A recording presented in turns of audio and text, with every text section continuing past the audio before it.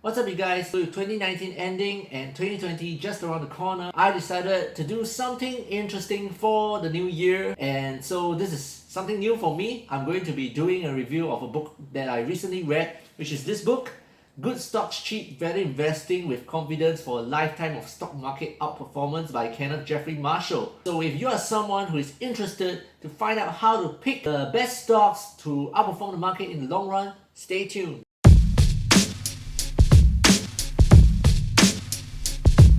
In this book, Kenneth Jeffrey Marshall presents investing as a trade, similar to hairdressing or repairing an air conditioner. And as the title suggests, this book is really about emphasizing the key principles and strategies behind value investing as a way to outperform the market in the long term. And even for those of you who are new to investing, I still think the book is very useful because it really goes through all the fundamentals of value investing, starting from the foundations and building all the way from the ground up. So the book starts off by making the case for value investing versus other forms of wealth deployment for sustainable returns over the long run, followed by how to understand the business, and then further followed by how to actually determine if a business is good via accounting methods. Now I'm just going to touch on the accounting part a bit further because this is by far my favorite part of the book.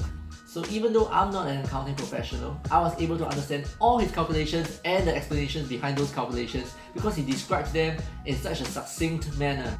And his calculations are not specific to just the examples cited in his book.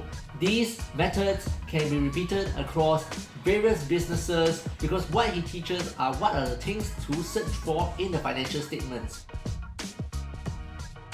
Some might argue that his methods for measuring company metrics are incredibly detailed and maybe even excessive, but I feel that these are necessary hallmarks for a good, successful value investor.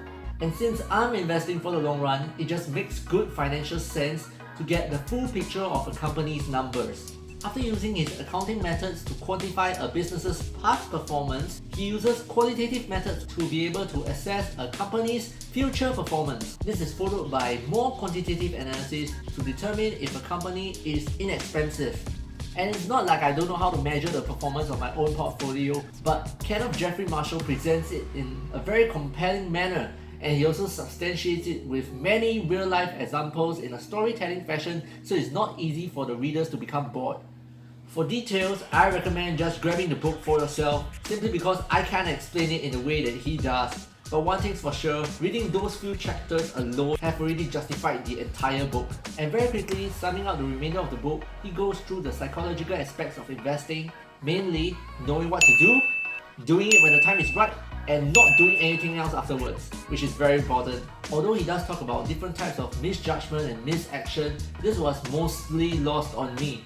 To me, it's just some good to know nuances of my subconscious mind that I might refer to in the future when assessing my decision making ability. Also, for those of you who find it tough to stay still reading long and thick books, I'm especially glad to say that this book is a good stepping stone before going into much heavier books that are recommended by all the financial experts, such as this one, which I have absolutely not started reading at all. And that pretty much sums up my review of this book. So I hope you enjoyed this video. Please leave me a comment if you have any feedback. And with that, happy holidays, and I'll see you again in 2020. Bye bye.